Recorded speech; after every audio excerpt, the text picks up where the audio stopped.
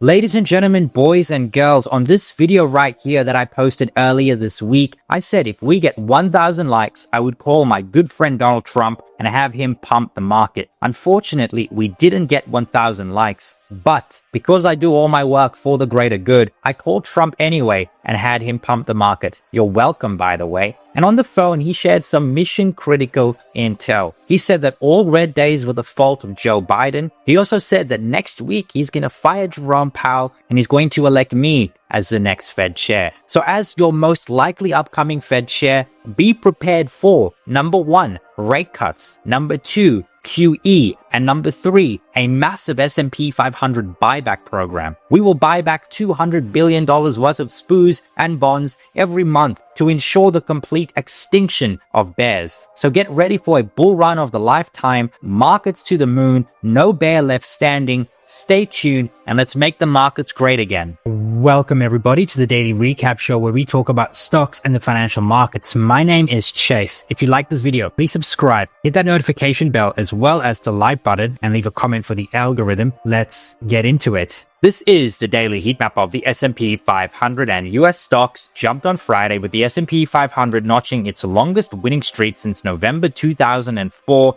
as a solid jobs report and possible thawing in US-China trade tensions boosted spirits on Wall Street. Very green day across the board. The only outlier was actually just Apple, down about 4% after its earnings report, which was pretty disastrous if you ask me. And that was really it. Everything was pretty green. Amazon was actually kind of flat today, but it made a strong move off its lows after its earnings report as well. That was really it. We had solid breadth across the board. Every single sector gained. The S&P 500 up 1.48%. Very, very good week. We've had 8 or 9 green days in a row. I'm even losing count. And then the best performing sectors, were just some of the laggards we've seen this week. We saw tech rally strongly, right? And tech did rally today, but we saw financials, industrials, materials, right? We saw these names put up very, very solid performance. And you could see, it was a bullish day with great breadth when the worst performing sector is the staple sector, right? Gaining half a percentage point. Things were so bullish, even gold gained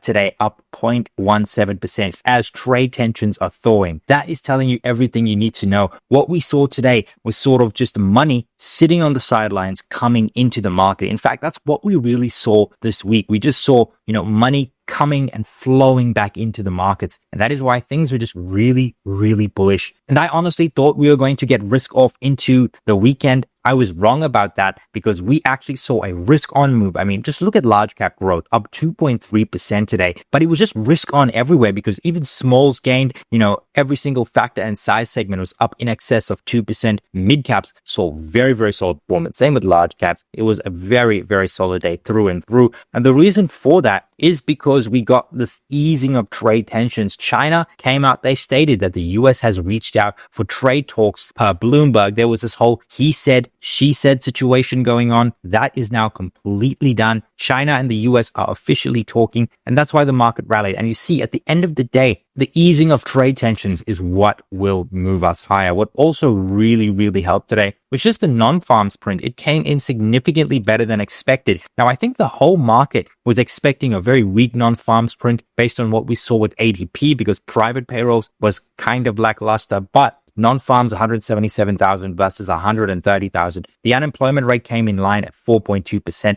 Average hourly earnings came in slightly below expectations, but we got a solid non-farms number. And I think the market was looking at this more than like the average hourly earnings number. The participation rate ticked up ever so slightly against the consensus estimates. And then factory orders was actually beat estimates here, 4.3 versus the 4% mark. So just these two things, great economic data, particularly non-farms and the labor market, one of the most important parameters for the economy, and the easing of trade tensions. That means the economy is still, in good step. We can still recover before we see massive deterioration in the economy. The market loves that, and that is why we rally. Now, let's talk about some of the market movers here today. Apple was down 3.46%, and this was coming off its earnings. Now, it beat on the top line and beat on the bottom line, but there were just some very, very concerning things. I think one of the biggest things was a slowdown in services. It reported 11% in earnings growth. The company also reauthorized $100 billion in share buybacks. Now, that's a big number, but when you look at it, last year's share buyback authorization was $110 billion. You want this number to increase every single single year. So there's a bit of cost control going on with Apple. Tim Cook also said he expects tariffs to add $900 million in costs for the upcoming quarter. And there was just a whole bunch of other stuff. If you want my full review of Apple, you can actually go to the FinFluential media channel. I have a full earnings analysis here of Apple and asking the question, is it a buy after the move we saw today? Amazon was another market mover. Now, it was down about 4% here in the pre-market, paired a lot of those gains. In fact, was very positive on the back of those earnings. But what we really saw was just a flat day year for Amazon. And that's because it also reported earnings. Now, AWS grew 17%. North America grew 8%. International grew 5%. And as a result, the company beat on the top line and the bottom line. But ultimately, the story here was growth is decelerating significantly and operating margin guidance came in lighter than expected. And if you also want a full analysis of Amazon's earnings, I have a video up on FinFluential Media as well. So you can go check out Apple's earnings, Amazon's earnings, and are they both a buy right now? Other earnings that was reported today was Reddit. It was down 4%. This was actually kind of crazy because after its earnings, it was up 14%,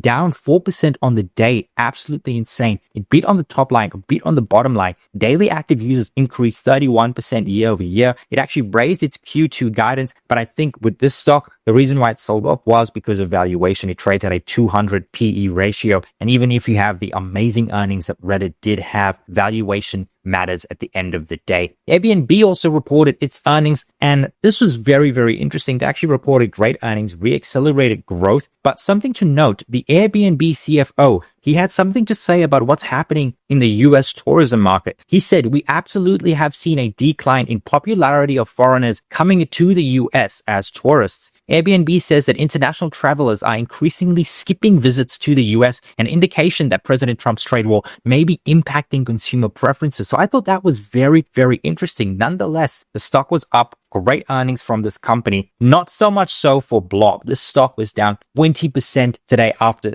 it reported its earnings. Now, it missed on the top line, missed on the bottom line by a lot. There was a lot of cost issues with this. The company also pulled its full year guidance. And when you get a double miss, a lower guidance or just pulling of guidance, this is the reaction you're going to get from the stock. Absolutely brutal action there for Block shareholders. And then for everything we saw today, guys, there were 4,700 advances, 1,500 decliners. We saw net inflows in the NASDAQ and the New York Stock Exchange. The S&P 500 up 1.47% today. And we finally recaptured the 50% mark here at the 50-day moving average. Very, very solid, which means our next move here is the 100-day and then the 200-day. Very, very solid market momentum. Now, let's talk about the week that was. The S&P 500 or the SPY, the SPY right here, was up 2.78% for the week. Let's compare that to other similar asset classes. We'll add the IWM, the RSP, gold, the Qs. We'll add European stocks, China stocks, the Dow Jones, and yeah, we'll keep it at that. Now, over the last 5 days, the best performing stock is the Qs, up 3.62%, but we saw positive price momentum in almost everything except China stocks, which were kind of flat today, but saw a big move up here on the easing of trade tensions. They were negative for the week, as well as gold stocks, which were up, which were down about 2% for the week. So what we saw was risk on with equities, risk off here in the gold segment. So again, definitely a risk off week, and we're really making a solid move off the lows in the S&P 500. When you look at it on a year-to-date basis, you can see that we put in the lows right here, and we're starting to make a very, very solid move. The best performing assets year today is European stocks, the FEZ up 20%, as well as gold. And you can see that gold's coming up its highs, but Europe continues to actually pivot and move higher. But US stocks really coming off their lows right there. At one point,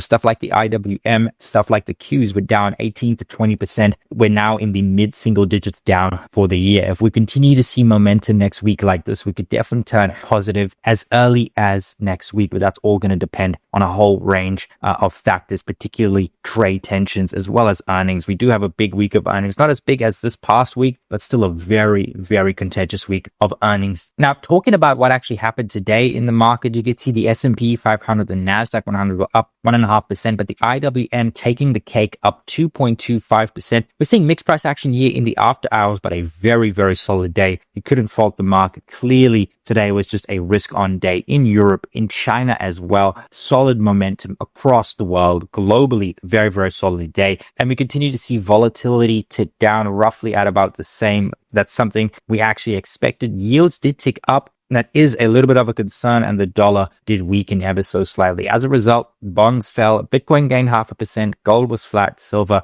was down. Now let's actually talk about the S&P 500. And yesterday, the gamma flip level moved up, and I said we do have a little bit of room to run to the upside, touch it, and then we'll get a little bit of weakness into the end of the week. I did think we were going to finish flat on the day. I didn't think that we were actually going to see such a positive day like we did today. However, when it comes to the easing of trade tensions, anything can happen. That being said, we are at the top end of the range here. The gamma flip zone didn't move up, which means that we probably are going to use this as resistance unless we get some very, very good news over the weekend. That being said, if you actually take a Fibonacci sequence and go from the peak to the trough, you can actually see that we are finding resistance here at the 0.382 level, or the 38% range level in the Fibonacci sequence. So very, very interesting. This is a very key zone. And ultimately next week, a close above this level right here, this four wall, the 5,700 area, is really going to be beneficial. Then we would have paired a lot of the losses post those Liberation Day tariffs, because ultimately this was the candle right before Liberation Day,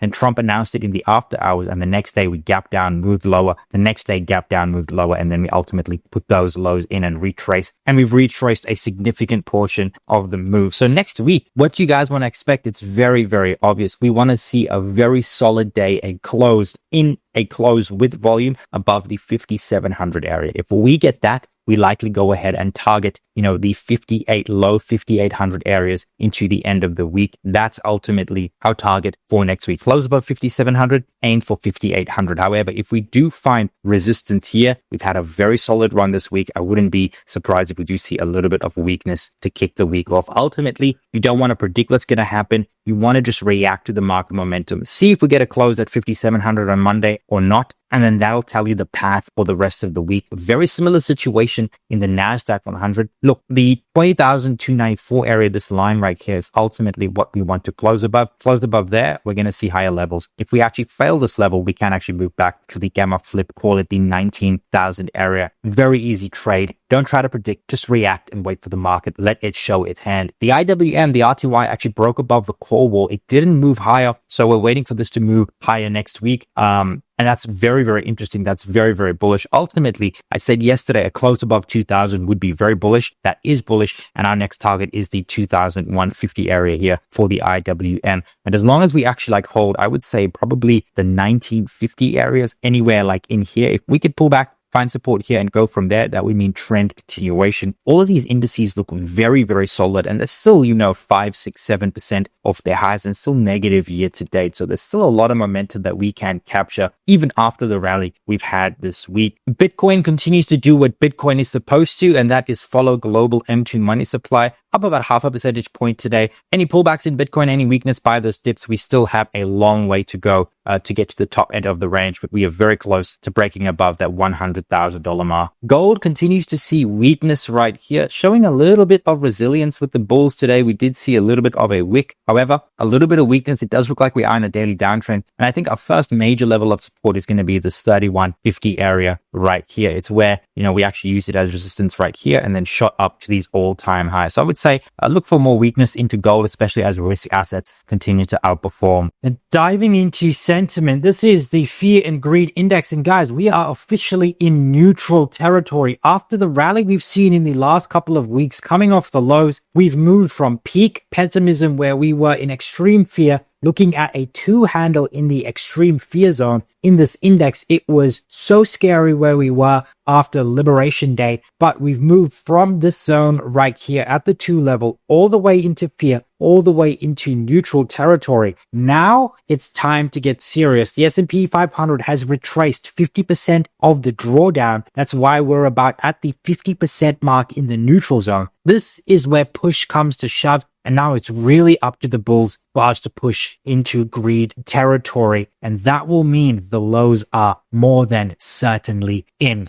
And what's really helping market momentum is earnings. Guys, this is actually kind of crazy. You want to know something? At the start of the year, 1st of January, Q1 earnings estimates were for about 14% in earnings growth. We're looking at about 12.9%, let's call it 13% in earnings growth right now. The blended estimates on the 1st of April, that was when earnings season started, when we started earnings was for 7.8% growth. Have a look here. If you exclude the energy sector, year-over-year earnings growth is 14.9%. 325 companies have reported earnings. 74.5% have reported above analyst expectations. The long-term average is 67%. And this is why we're actually seeing the rally we are. Earnings are really, really good. In some instances, almost double what we were expecting coming into this earnings season. Revenue estimates look really, really good. And you could see healthcare reporting 8.7% revenue growth, 44.9%. I believe the healthcare segment here is curing cancer,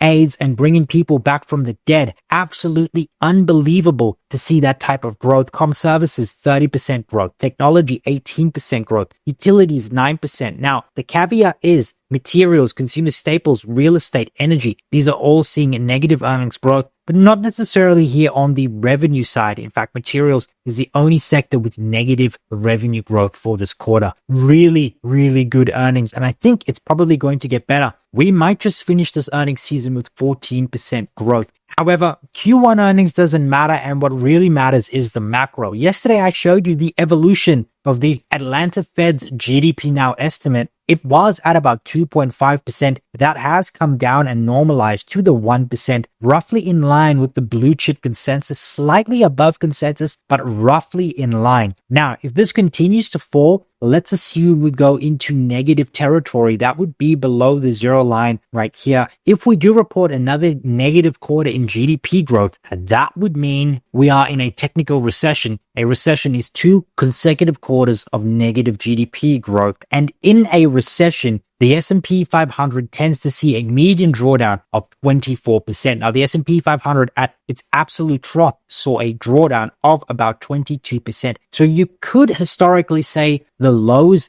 have been already put in, and that is actually kind of normal because when we do get a recession, when GDP tends to bottom, when real GDP declines in recession territory, the low of GDP normally happens anywhere from 3 to 6 months after the actual S&P 500 bottoms, and that would mean GDP bottoms in about 3 months from now. In other words, the S&P 500 low is most likely in. The lows are in. I'm not saying they're definitely in, but historically speaking, the data is telling us that the lows are in, even if we do get another quarter of negative GDP. And then from there, we tend to go on a very, very strong rally. Looking at data in the week ahead, guys, next week on Monday, we have ISM, the PMIs, right? Then we have the balance of trade, exports and imports. We have the Fed press conference here on Wednesday. And then Thursday, we have initial jobless claims, non-farm productivity, and unit labor costs. So actually a fairly light week of data, but a heavy week of earnings nonetheless. On Monday, we kick things off with HIMSS, Palantir, Realty Income, as well as Ford. On Thursday, we actually have Race, D-Dog, and Celsius. These are the biggest names,